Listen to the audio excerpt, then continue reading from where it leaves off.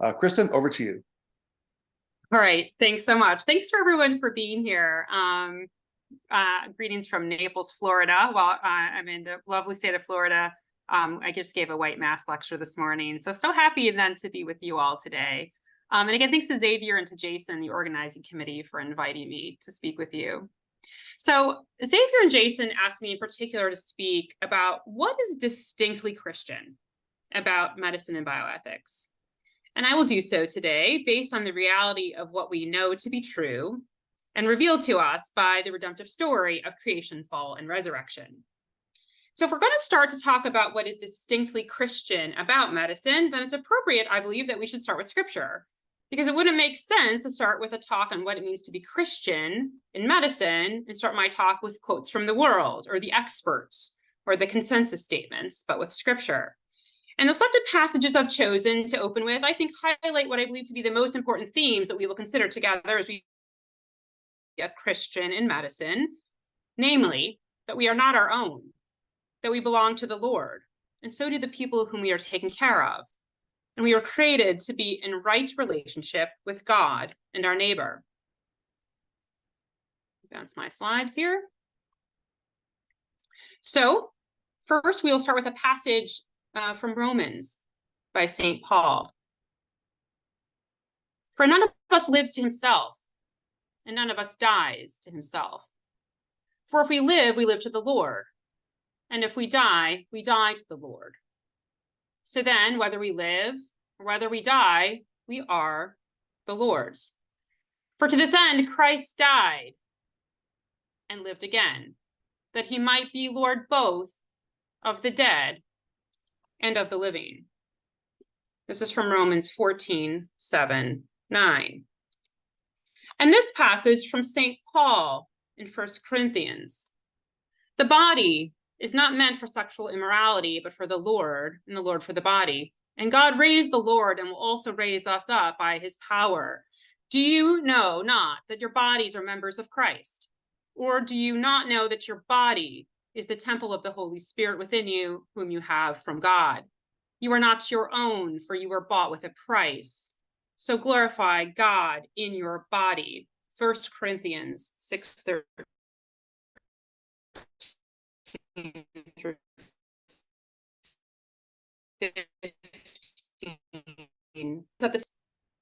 I believe this passage to be also very foundational to our work as Christian bioethicists and physicians, one that speaks to what we know about our lives and obligations as Christian persons.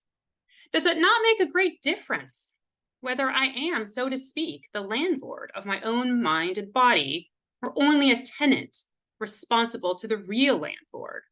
If somebody else made me for his own purposes, italics added, then I shall have a lot of duties which I should not have had simply if I had belonged to myself. And that's from Mere Christianity.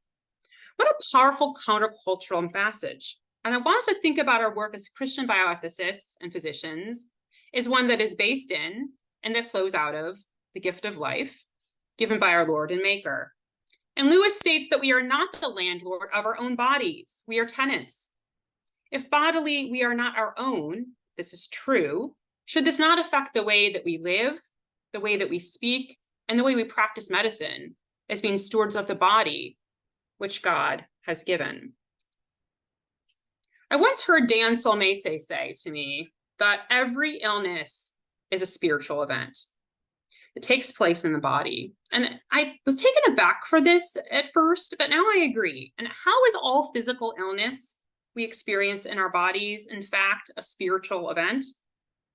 Well, he said, illness is a disruptor of relationship, and all relationships are anchored in meaning, and spirituality broadly encompasses meaning. So what relationships are disrupted in illness?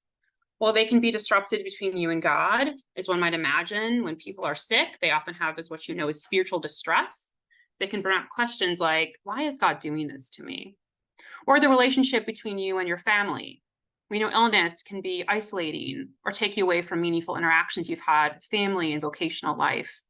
A relationship can even be disrupted, Dan said, at the level of the cell or between organs themselves. When we think about cancer and the way that boundaries and relationships are so disrupted with malignancy as cells cross into other organs and disrupt relationships in the body. So I believe we need to start reframing health in the context of right relationship, especially as Christians. Illness disrupts these relationships, and our job as healers is to see the spiritual dimensions of bodily health and illness rooted in relationships with God and with our neighbor. So I'm going to argue first that Christian medicine is rooted in a divine bodily anthropology of the Imago Dei, which I argue is a physical image of God. Our bodies is the temple of God. That's what medicine takes care of. Next, I'll argue that we suffer spiritual health and illness in our bodies through the health or illness of our relationships, wholesome or fractured, with both God and fellow humans. We have life and wellness in our body, not from ourselves, but from God in relation to others. And out of this, as Christians, we should have a firm witness to the sacredness of the body as a divine vessel of God through which we live and have our being in our relationship with both God and fellow persons. And third, we'll make the claim that Christian medicine is theologically to be stewardships of the body, the divine image, that is to be ordered in right relationship. And therefore, our practice of medicine must never aim at severing these life-giving relationships. And as such, medicine must be a practice of nonviolence. And finally, since we belong to the Lord in both life and in death, medicine should be about the practice of helping souls, that is, bodily persons, die well. And so to get us started about the theme of bodily right relationship as being central to that of Christian bioethics, and therefore Christian medicine, I'd like to tell you a story. And the story is true, perhaps one you haven't heard from this vantage point before. This is a story about a mom and a baby. So let's start by picturing this woman here who's had a baby prematurely, let's say a baby boy. The mom has had the baby boy, let's say, by cesarean section, and she's post-op, and now has a surgical incision that needs to heal. The baby also needs healing, as he was born prematurely and is having failure to thrive, which, as many of you know, is like difficulty growing, difficulty breathing, sometimes difficulty regulating body temperature. So physiologically, can the baby and mom heal and flourish independently of one another? Of course not. For one, preemie babies will often not survive and certainly won't thrive without skin-to-skin bodily contact. And in the NICU, in spite of all the technological, pharmacologic innovations that we have at our disposal, one of the most important interventions that helps preemie babies to thrive is skin-to-skin contact of the baby on the chest of another human being. This, as many of you know, is called kangaroo care. It's pictured here, and it's been shown to reduce mortality of hospitalized infants who weigh less than 2 grams by up to 40%.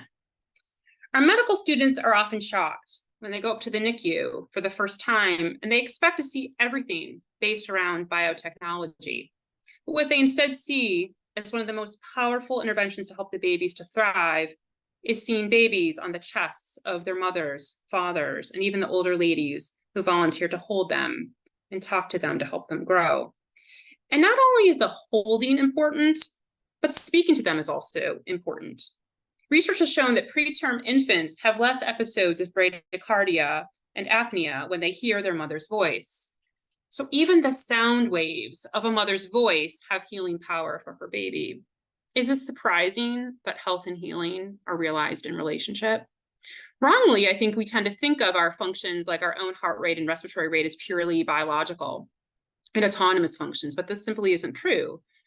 This way of seeing, of course, is an outflowing of a larger cultural narrative of how we've been taught to see and want to see ourselves as autonomous solo agents seeking to create our own reality. But the proper paradigm of thinking of our biological reality, though, is one in which we are encountered and connected with and to one another.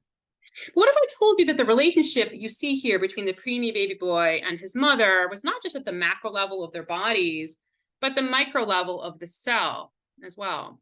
So let's look at the mom's ability to heal now. So I told you that the mom had a C-section, and the incision, let's assume for all reasons, has been properly sutured, and her body will respond by sending all the right cells to the surgical site, and the normal miraculous healing will commence as we know it to be. But what if I also told you that the baby boy is also helping his mother's wound to heal? And not in some detached way, but directly by the presence of some of his cells in her body. How does this happen, you might ask? Are not the baby and the mother two distinct physiological beings of separate cellular material? Well, not completely. So we know early in pregnancy that baby cells cross from the baby across the placenta and go into the mother and insert into her various tissues and organs and start acting like the cells around them. This is a biological phenomenon that's been known about for years and occurs early and often in pregnancies and is called fetal-maternal microchimerism.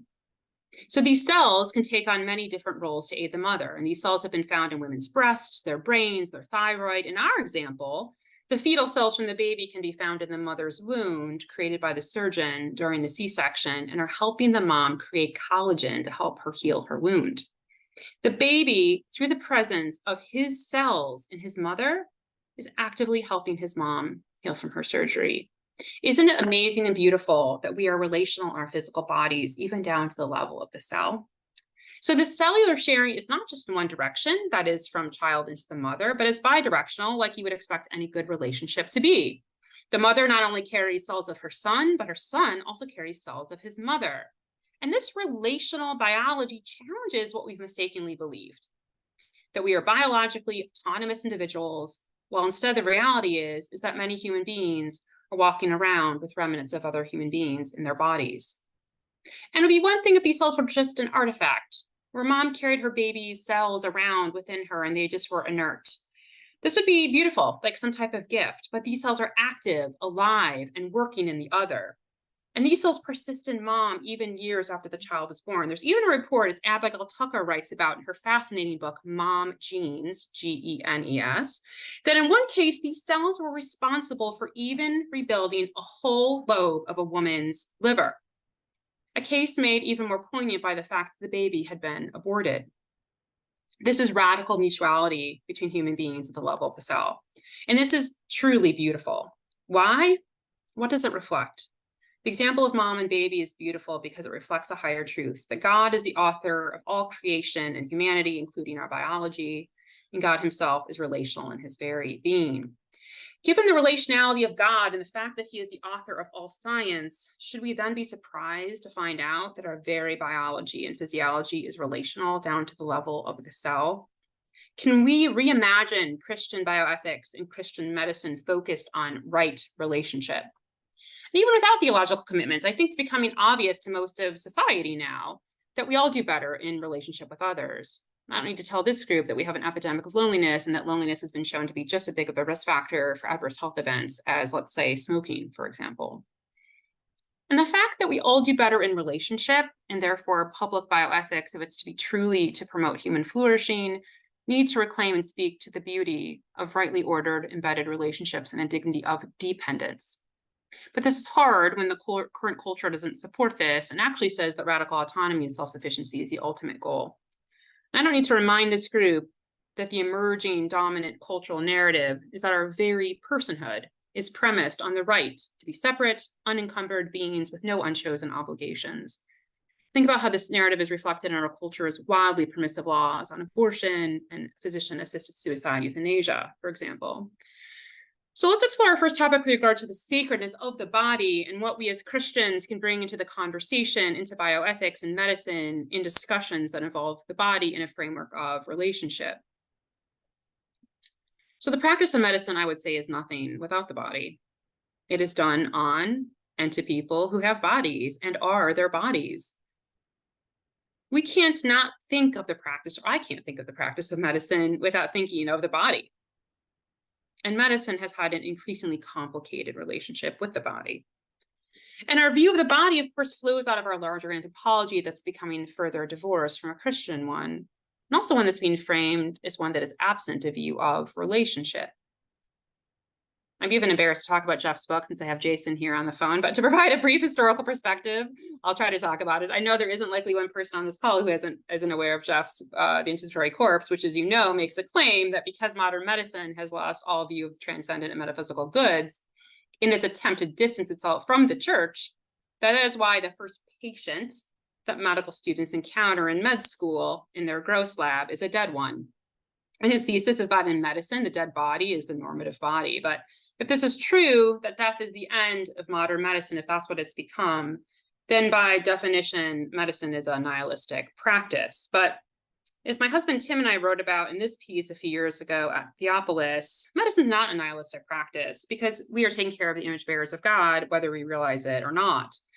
And it is in having a proper ontology of human beings based in this reality that gives medicine meaning. In this piece, we write about how medicine is a hopeful practice, but only if rooted in relationship with the giver of life, the Lord himself. Absent this relationship with God, we are left to our own devices to give us life. As we'll talk about later in regard to the allure and the mirage of transhumanism, for example, that modern medicine bioethics finds so attractive. At the root of this is the very, very human desire that no one wants to die or to be left in the grave. But modern medicine has cut itself off from the root and the vine that provides life, but hangs on to the human desire to live forever. And I'll refer you to this piece to read on more about that if you're interested. So how additionally does the framework of right relationship apply to our view of the body? Well, again, thinking of Lewis, we didn't create ourselves.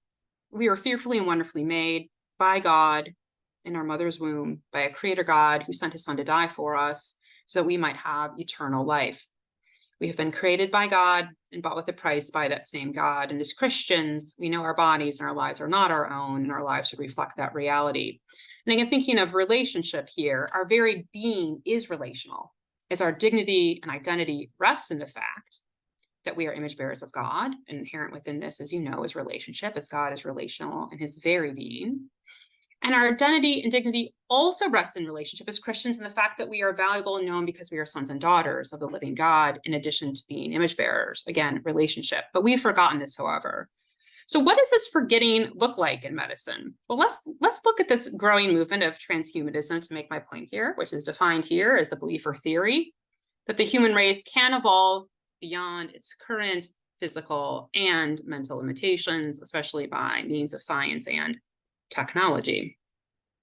So this definition has the word can highlighted here, but we really see this evolving now in mainstream bioethics and in the culture at large now to be actually a should. The should is this, that again, human nature, human being, human bodies have no special status.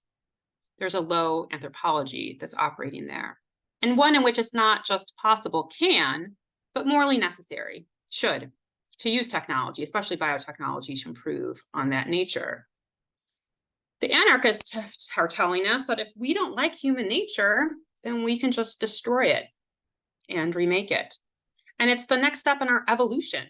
So folks might ask, well, if you see limits in medicine every day, which I do, and if you think human beings are valuable, which we do, why wouldn't we, or shouldn't we, bust through these confining limits and make a better human? Well, for one, what does it mean to be a better human? We don't have the time to fully even go into that, but these upgrades, as you know, have mostly to do with limits around aging, capacity, longevity, etc. Very little to do with anything about metaphysical goods or virtues such as charity or sacrifice.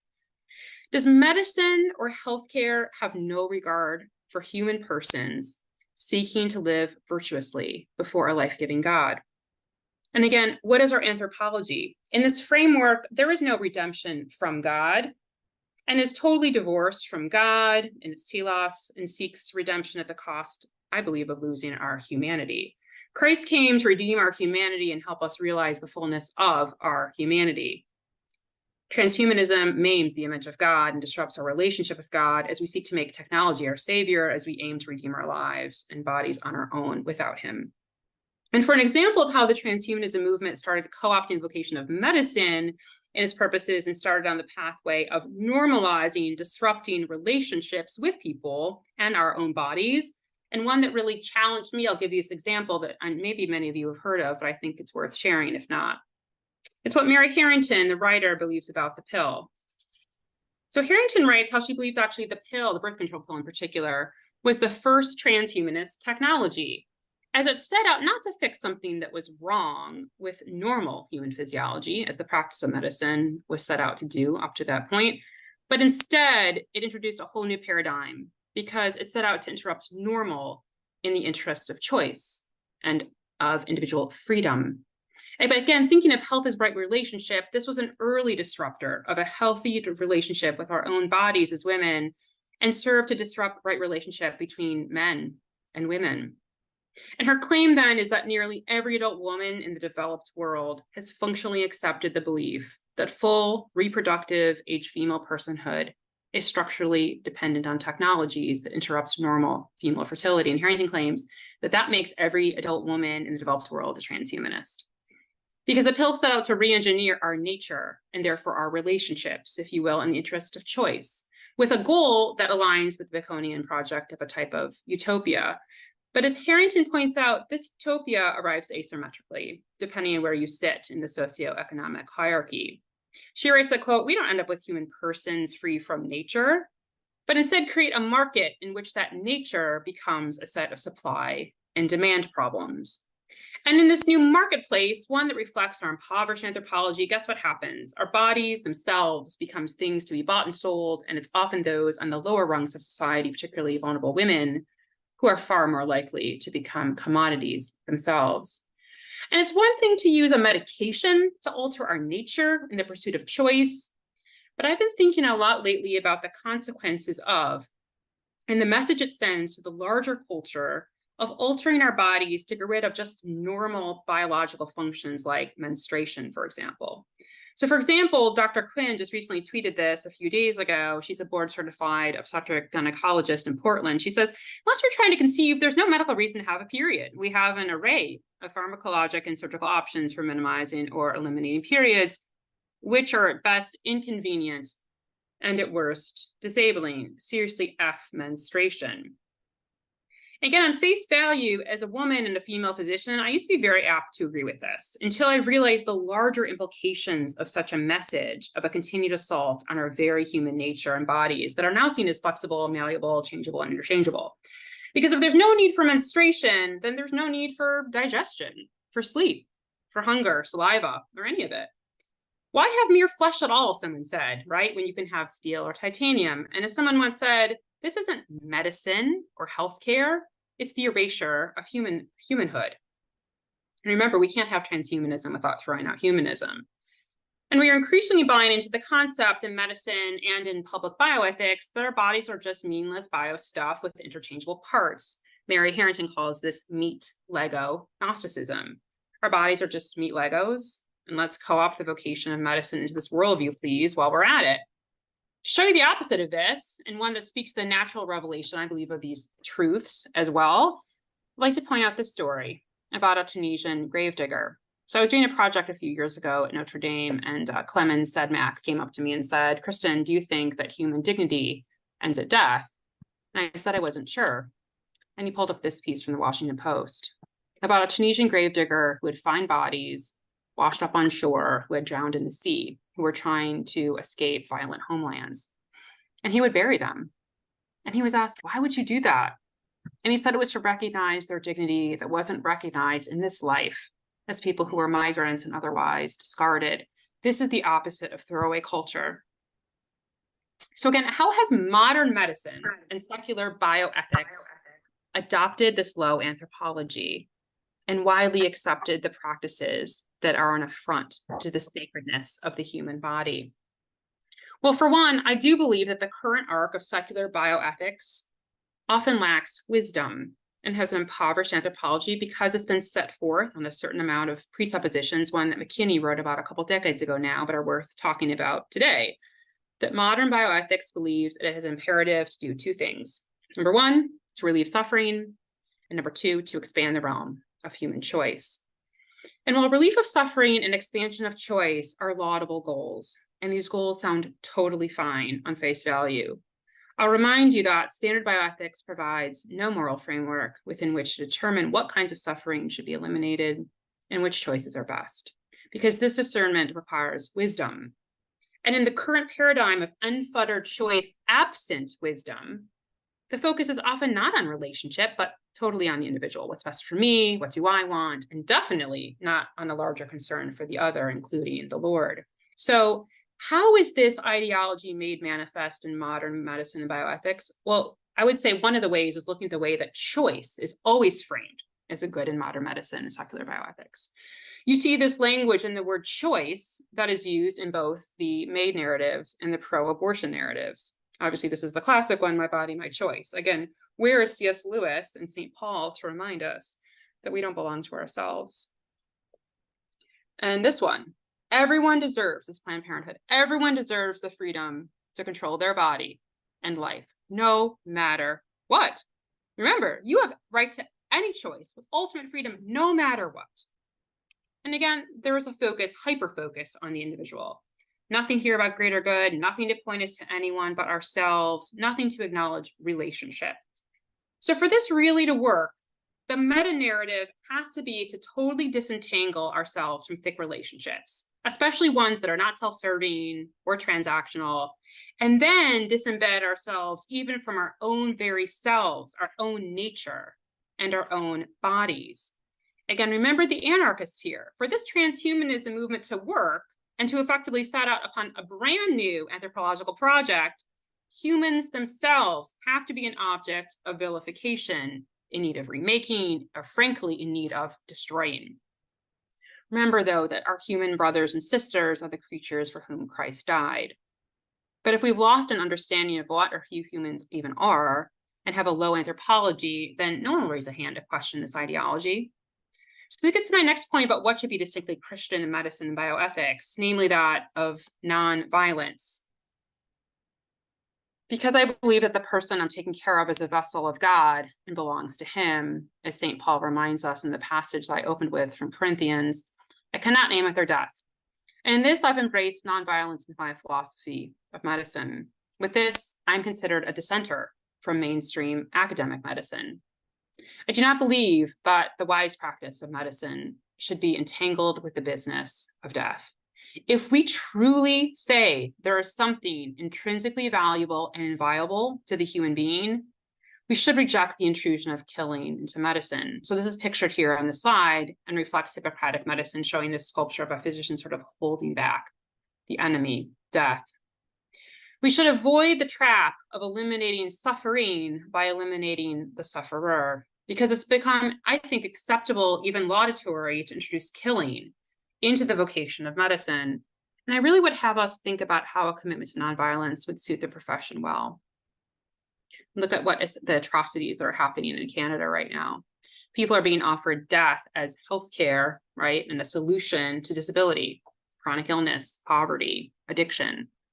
Think about the money involved here as well. It's much less expensive, as you know, and easier to offer death as a solution to chronic illness, poverty, homelessness than social restructuring, paying for home care, and restoring and repairing broken relationships. But the Christians have been mostly silent here, as written about in this very thoughtful piece by Ben Crosby in Plough. Why are so many Christians silent? But we've actually something important to say.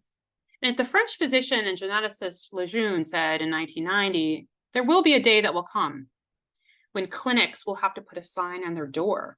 Here, we do not kill. And patients will rush to these places as places of life. This is a very relevant thought for me and for us today in the profession that is sanctioning physician-assisted suicide in so many ways, and as you know, is often approved by Christian bioethicists and physicians. These practices are an affront to what we know to be the revealed truth about the nature of man, to whom we belong, and our role in the world. Who is going to stand on the side of the marginalized, those with disability, the incarcerated person with advanced age? Who? Doctors, for one, should I believe. But we won't do it well unless we have a proper anthropology, one that reflects the reality that every person has inherent worth and inviolable dignity and is made in the image of and belongs to God. But again, because modern medicine has divorced itself from transcendent goods and a relationship with God, modern medicine often turns out mechanics who end up seeing patients as just a bag of blood and bones, or life as just molecules in motion, and a view of the person as an autonomous landlord over their biostuff over which they have ultimate ownership. And again, thinking again of transhumanism here, an unholy union between the imago Dei and the machine has the potential to cause the physician to no longer see humans as truly humans, but instead as bio-machines. But it wasn't always this way. Actually, 2 weeks ago, I was in New York City giving the Licio and Dog talk at the medical school at Columbia, and was just doing some research before the talk and discovered that this actually is Columbia's medical school logo, the seal. And it looks like this. So the medical school, I found out, was founded and created in 1767. And the seal really represents a vision of medicine informed by God.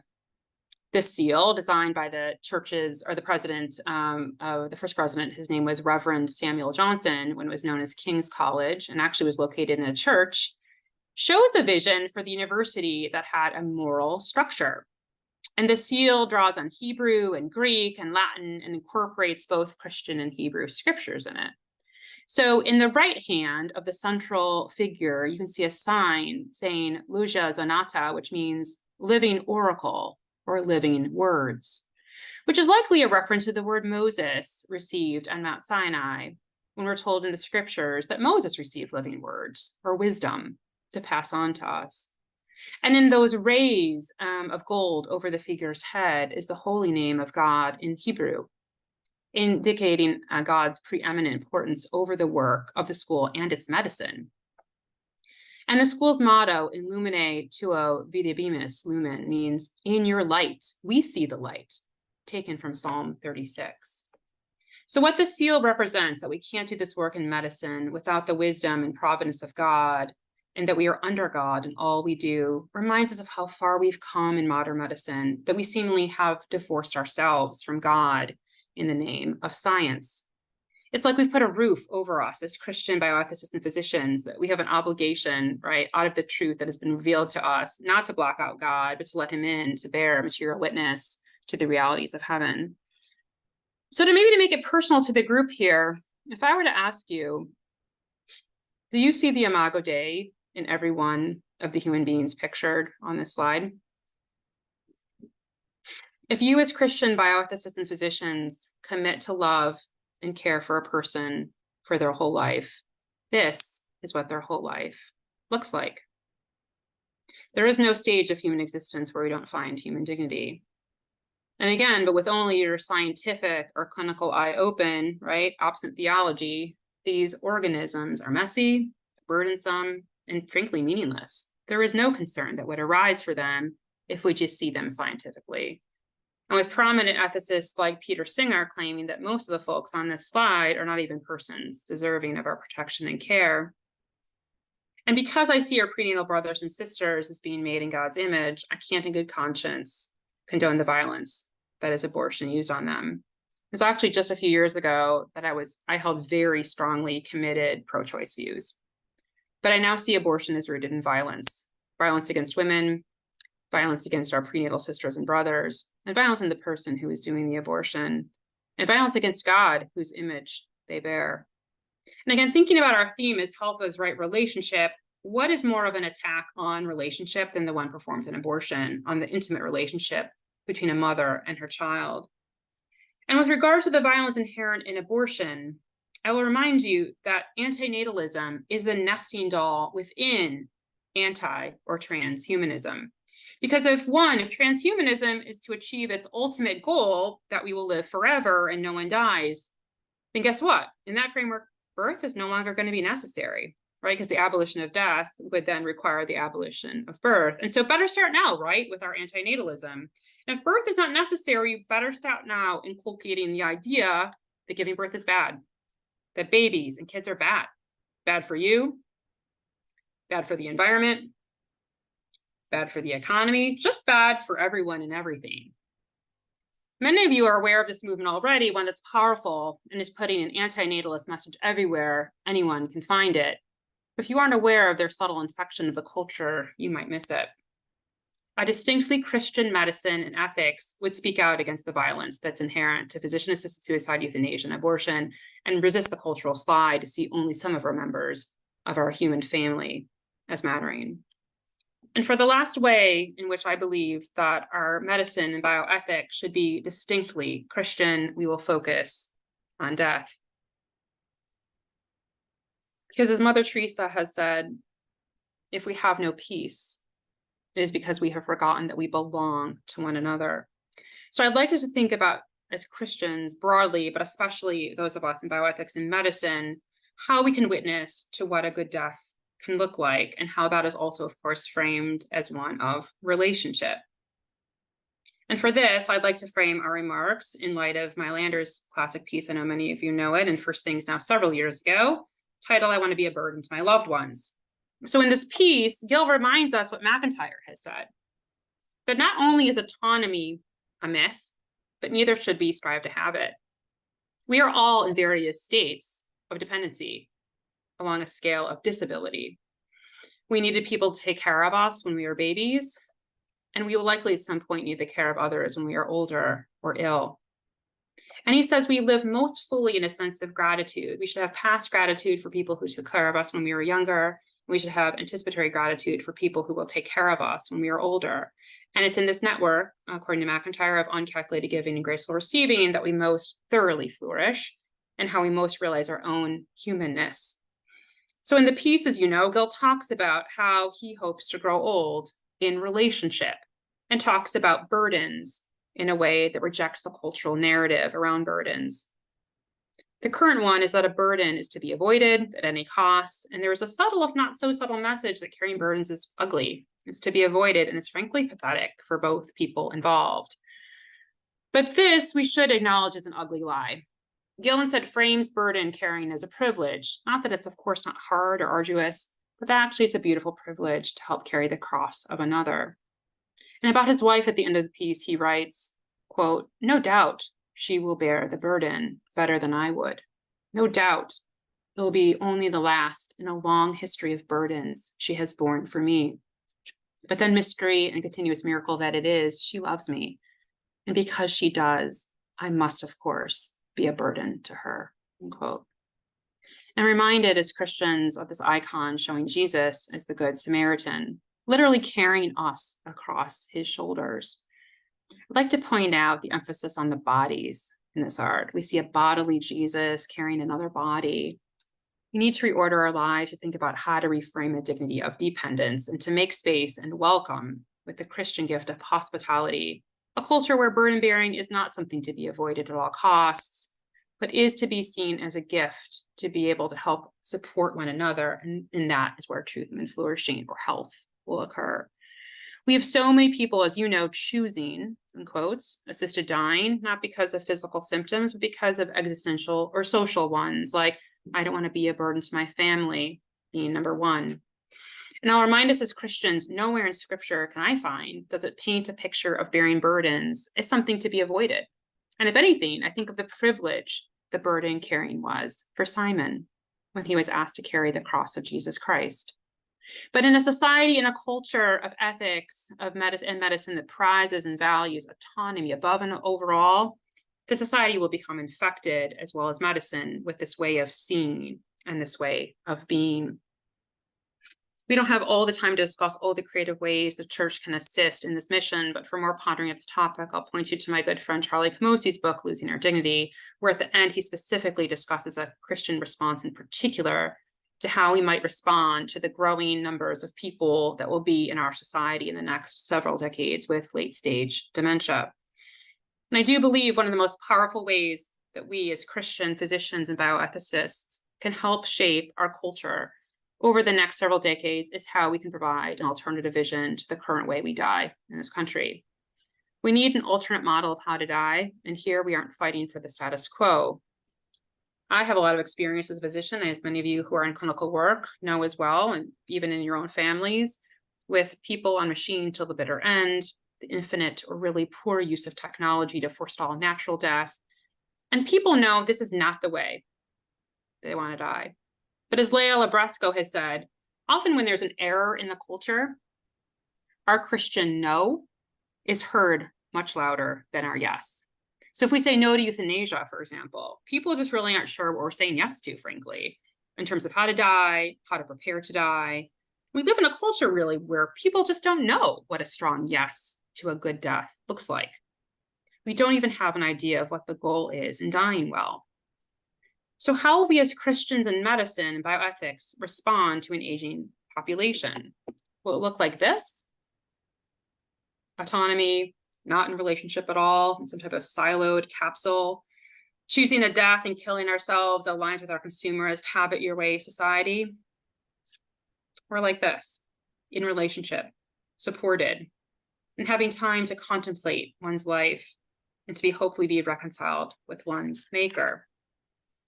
But there are barriers to what I've been talking about today, or many. We'll talk about that hopefully today in our Q&A. But we do have something beautiful, radical, and countercultural to say into the culture of death that has in part infected modern medicine and secular bioethics. But like, how do we get the word out about this? How do we start to affect change? Well, with respect to the vocations of medicine and bioethics in particular, I would like to point out how few physicians intersect with societies like the ones that we're at today. And as someone in myself who is particularly newer to this space, I know firsthand how hard it is for us, for physicians, to understand what you, the philosophers, the ethicists, the metaphysicians, are even saying. And as you probably know, physicians often don't really like to listen to anyone else who isn't a physician. Even my most educated colleagues roll their eyes at me and tell me they don't understand like what I'm talking about if I use actually what I think are pretty simple, basic terms like goods or conscience, and they get super twitchy if I make mention of something even more dramatic, like the Imago Dei. So there's much work to do, and hopefully we can talk more about that in the Q&A. So in the meantime, what are we to do? Well, as McIntyre would say, I can only answer the question, what am I to do?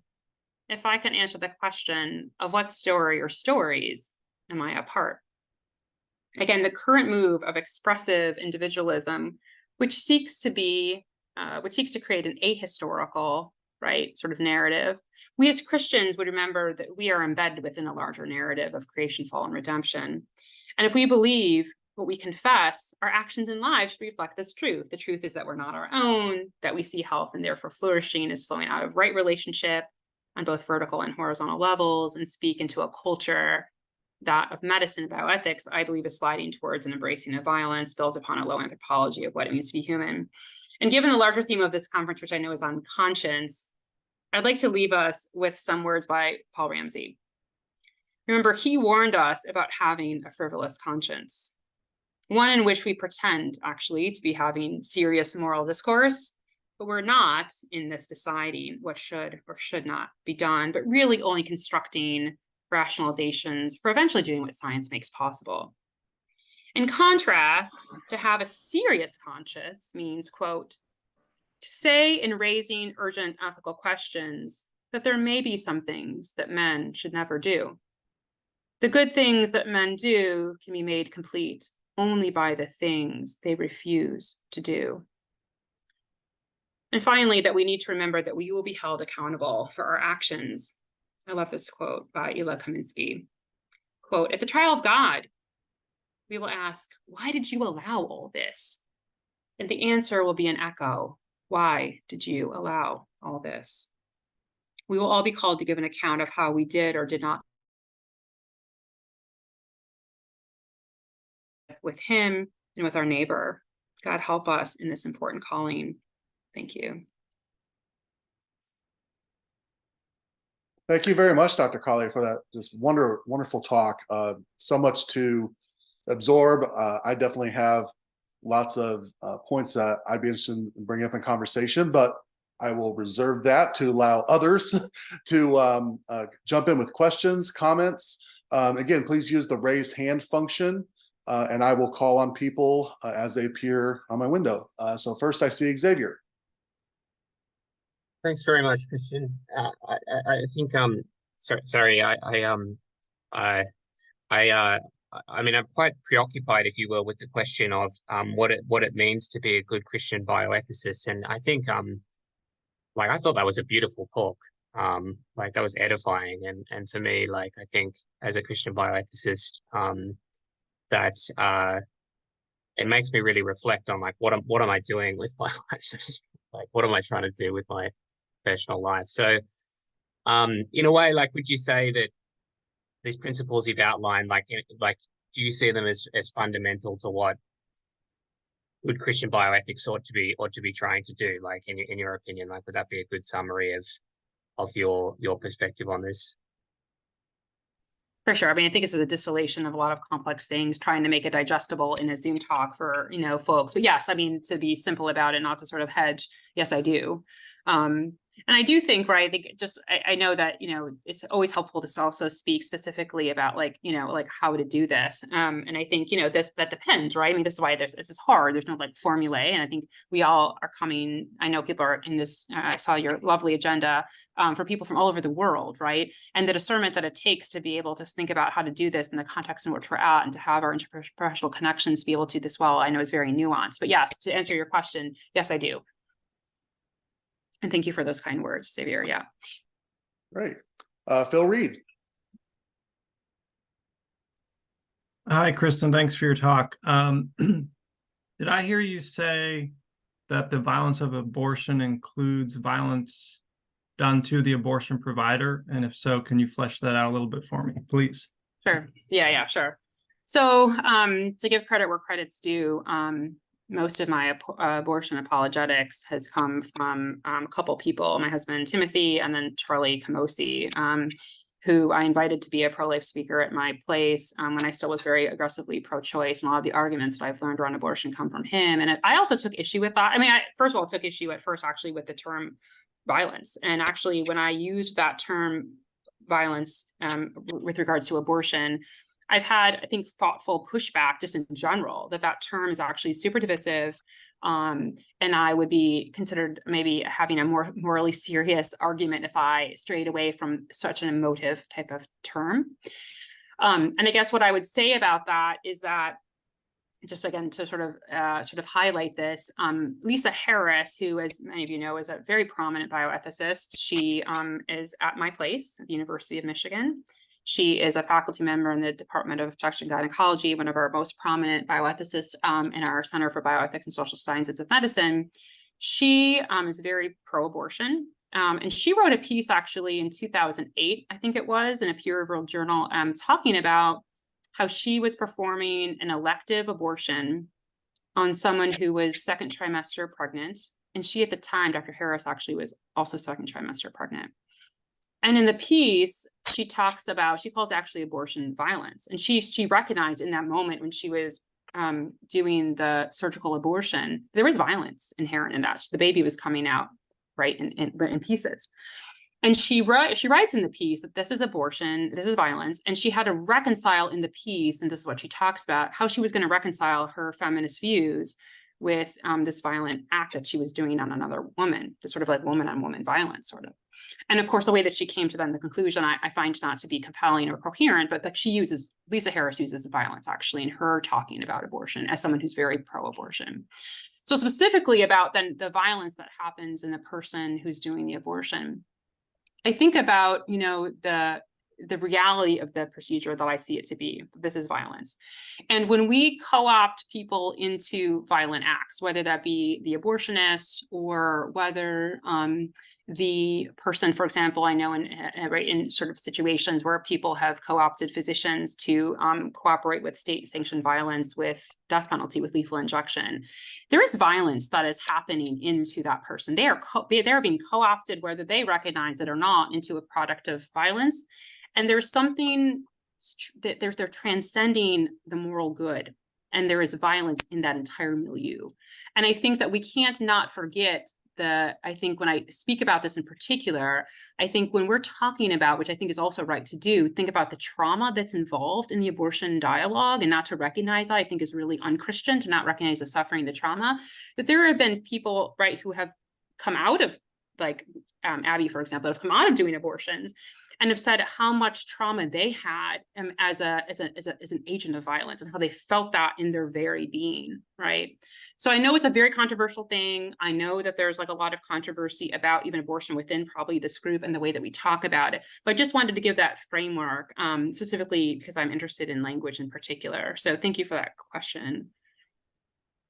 And I'm happy to take like follow up on that in particular, or something else. Sure, just real quick. Yeah, I'm not against the idea of abortion being a kind of violence to the fetus and maybe even to the woman. I am concerned about a metaphorical kind of extension to the provider on the basis of trauma. Just because, I mean, I think you do find like people, especially on the left in the academy, using violence pretty liberally. Mm-hmm. And I don't, and mainly they're talking about psychological harm that can, they say be produced by various things. And it sounds like that's what you're saying is happening to the abortion provider, but I don't know. And I agree with that too about, this idea of like, we call everything violence, that nothing's violence, like, oh, Collier, like, like, what is this language that you're using? But also, again, thinking specifically that the charge for the talk was about, what is distinctly Christian. I do believe that there is, I heard Kristen Wagner give a talk last year that she said, like, to tell the truth is to know God. Like, I actually think this is truth telling. I actually think this, if we're going to call something violent, this actually is violence. This is like actually like dismembering, right? Not to be, I don't know who else is on the call, but dismembering a member of Homo sapiens in the name of often, in this medical procedure, there is violence inherent in that. So if we're going to call something violent, I think it's actually okay to call this violence because that's what it is. But I understand that there are other implications of what you said about sort of co-opting that use into the word for the abortionist. And thank you, because I definitely need to think about that more. Thank you. Abe, I think you have your hand up. So yes. Yeah, thanks, Jason. Yeah. Go ahead, Abe. Thanks, Kristen. I guess my like bigger level concern anytime I talk to, Christian bioethicists, because I'm not a Christian bioethicist, is I really want to affirm, Christian bioethics and the commitments that you have and, a lot of the great things that you just said. But I'm also concerned about, I guess, how this can lean into like illiberal directions. So, I want you to talk about these things. I want you to give these talks, and I think these are very important points to make. But I also want to be able to make some of these decisions for myself, at a future time. And I think one thing I worry about sometimes is, are Christian bioethicists wanting to make these arguments and engage in dialogue with people in society and try to persuade them to, certain views that, I think there's a lot of merit in some of these views? Or is the aim of Christian bioethics to actually restrict the liberties of other members in our society who have contrary but also very reasonable views about a lot of these things? And that's where I start to get worried. I mean, the stuff that you were saying about dementia, of course you didn't flesh this out, but I definitely want to die when the dementia happens. I don't want to be kept alive. I'm basically, I regularly see someone now who has dementia, and it's just like, to me, it's torture to sustain some of these lives. I mean, not all of them, but like some of them. And I can totally see why a reasonable person would fear that very much. So I guess it's just a general question, right? Of like, what is the ultimate goal of what does it look like to fulfill these ends of Christian bioethics? Is it dialogue? Is it writing and debate and, the kinds of things that we're doing here today? Or is there really an end game that you and some of the others on the call have that's really about, coercion and restricting the liberties of some of your fellow citizens who also have reasonable views on these issues? That's such a good question, Abe. Yeah, and I always appreciate how thoughtful you are and how we've seen each other at several conferences, ASVH and Conference of Ethics and Religion, and you always like bring this perspective I think is so needed. And you're one of like the rare few people, right, who I think are like generally interested in conversation. And if like everyone were like you, like we'd be fine, right? Like, yes, I do want to have more conversation. So I think, I can answer this as like a yes and both type of question. Like, yes, do I think that we need to have more dialogue across ideological difference? Absolutely. Do I think that our institutions of higher learning oftentimes have like the literacy to be able and the capacity to do that well? Like, no. Does that lead to an impoverished environment where we really don't understand even like the arguments around some of these things we hold very dearly? Like, for sure. Like Trisha Bruce, who's a sociologist at CUA, she did this like really cool study actually like canvassing the country and like just talking to like US Americans about what they believed about abortion. And she said like many times, like, and they were qualitative interviews, like these long interviews. And she said like very frequently the next day, like the person who was being interviewed would like call their team back and say, oh my gosh, like I haven't been able to stop thinking about like what we talked about. So many US Americans actually haven't had opportunities to think deeply about morally serious concerns like euthanasia, abortion, etc. So yes, more dialogue, of course, like I would never say like that isn't a goal, right? I think this other question that you got at, and I would love if anyone else has anything to say about this in terms of like the end game, is, I think you used the term, I think I wrote down like restrict the liberties. I think, this whole conference, right now, all of Xavier's hard work recently has been on this idea of allowing for physician conscience. And I think if we make space for conscience in a pluralistic society, like I'm able to opt out if I don't think this is in the vision of the good, and the patient who comes in with their own moral agency is able to seek the care of another provider and all that. But also when you said restrict the liberties, I guess I just have to say that, like, I think again, if like restricting liberties comes down with like saving vulnerable children, I think, thinking about the laws, like I just was at a talk this morning and someone asked me about the role of the law, in terms of like, Roe v. Wade and the Dobbs and these individual laws and like, what's the role of the law? Like, I have to say my end game, like as a Christian person, is that whatever the law would be, we wouldn't even care because abortion would be unthinkable. Like that would be my end game, So if I'm going to put my cards on the table, that would be it. Like, do I think in the meantime that there need to be some thresholds of laws to be able to protect, right, babies and children? Yes. Do I think that the law has some pedagogical sort of nature and how it teaches people who we value? Yes. So I know that sort of is a rambly question, but yes, I want to talk more. Yes, I hope that the laws can be transcended, because like it wouldn't even be thinkable that someone would have the need or want to abort their baby. And the end game, that would be the end game for me. In the meantime, do I think we need to maybe in the restriction in terms of have some laws to protect babies? Yes, I totally understand. I'm not like an integralist. I don't believe we live in a theocracy. Like I'm not that person, but I believe the role of physician conscience allows these two moral agents to come together to be able to sort of opt out without restricting the liberty of the person who's coming in a public institution to seek the care that they feel like that they need. So I think there's a little bit of wiggle room there with physician conscience. And I don't know if any of our other experts like Jason and Xavier have anything else to say on that, but that's a super thoughtful question and sort of makes me sort of be precise about the end game a bit. Thanks. So since no one has their hand up right this second, Kristin, let me piggyback off Abe's question there. So in my talk yesterday about conscientious refusals and some of the work Abe and I have done both separately and together on this, we kind of approach this, not just as bioethicists, but as philosophically trained bioethicists. And despite my being Christian, specifically Roman Catholic, I try to promote public reason-based arguments about these issues. And I interact with groups like Secular Pro-Life and Atheists Against Abortion and so on.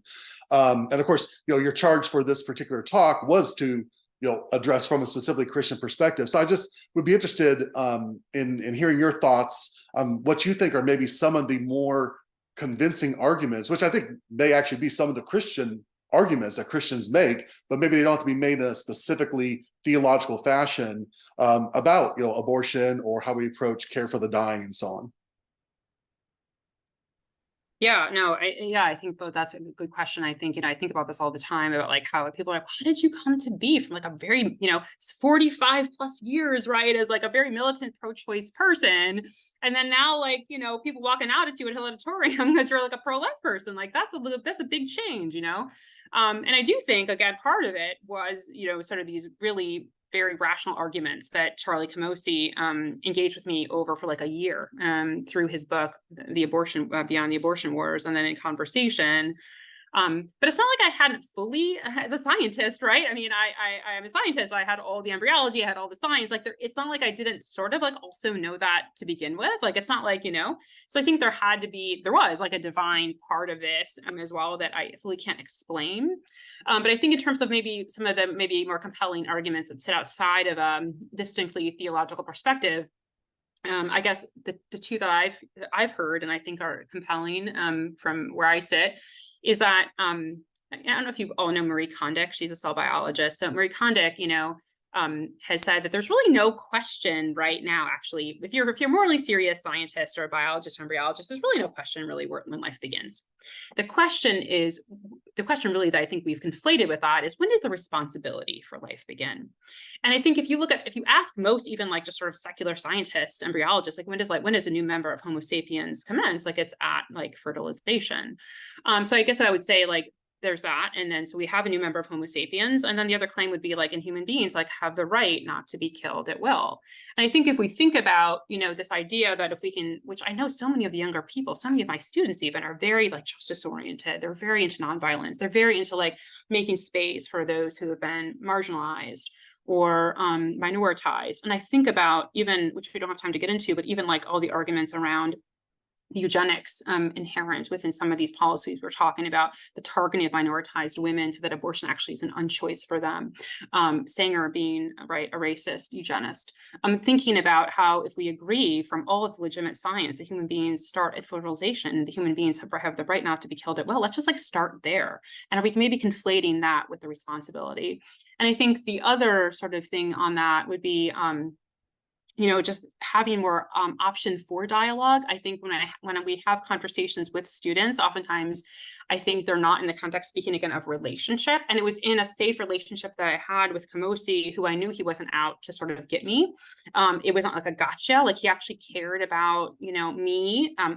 He also cared deeply about what he's for, but like I wasn't afraid to engage there. And so I think that's it. And I think what I've come to understand, I think if I were I had thought that being a feminist actually was, we needed unfettered access to abortion. And if I had been actually an authentic feminist and had this perspective, actually, that we should have been insulted, actually, that the Roe Court, which was all really mostly, I think, all men, had said, well, what you can have to participate equally in life society is not, right, better protection, interposed peripartum, anti-discrimination, childcare, all that. But what you can have is an abortion. Like I should have been insulted by that. I think a lot of like women should be insulted by that. So I think there's a lot of claims to come at through justice, violence, racism, eugenics, right, sort of science. But I also still think there's a lot of folks who have those arguments who still don't agree with us. And so I do say there's that room for divine spark there.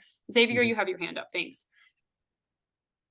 I'd just like to piggyback on this very interesting discussion. I mean, thanks, Abe, for your question, and Christian, great answers as well, and Jason as well.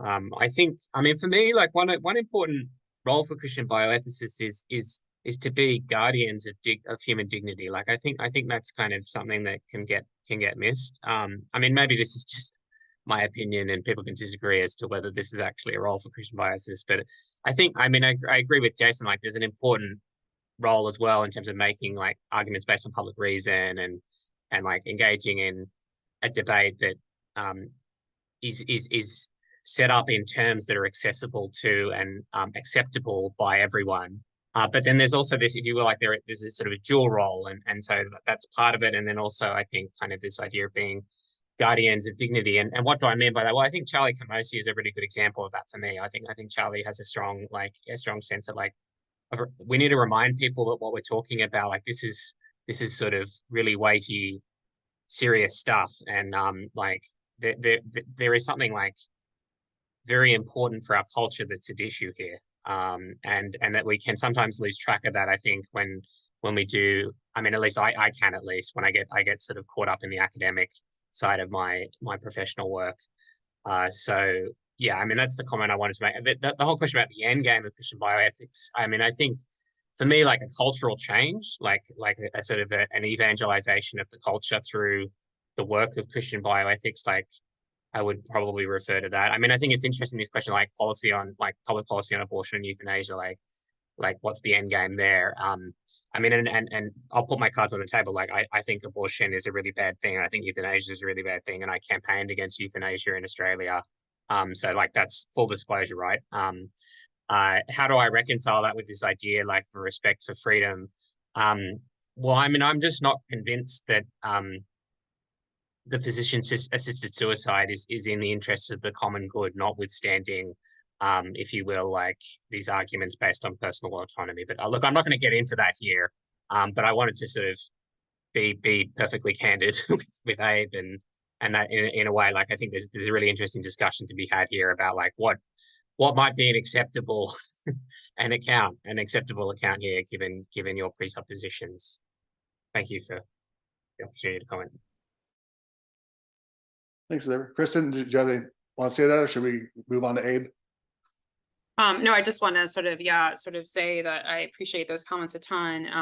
And I do think that, more conversation is needed. And I just want to really thank, you all, the organizing society, for making space for conversation, because it's such a rare gift to be able to do that. So thanks. So Abe, you had something to say also? I don't know. I mean, I guess I just wanted to maybe offer one, this idea of like, how does Christian bioethics impact secular bioethics? And Jason and I have been thinking more about this, and we want to think a lot more about it. But to me, I think there's at least three things going on with how at least Christian bioethics has affected my own view of what bioethics is. And this is what I talked about at ASBH last week. But one is just listening to Christian bioethicists has changed the way I think about what secular bioethics is. And there's different parts to that point that I won't go into right now. But the other 2 points are about how to impact and change secular bioethics. So it seems to me like you could do it internally or externally to our kind of like principlist framework. And what I mean by that is, like, internally, Christian bioethicists could translate, a lot of their commitments, which tend to be more, on the deontological side of our like meta tension in bioethics between like outcomes and duties, in how we form points of bioethical consensus ourselves. So actually, this whole conference about how we manage clinician conscience in secular society, I think, is a really good example of how Christian bioethicists have defended, moral integrity of providers, and, reasonable disagreement on some of these issues sort of make space for a response to the conscience debate that actually embraces room for clinician conscience.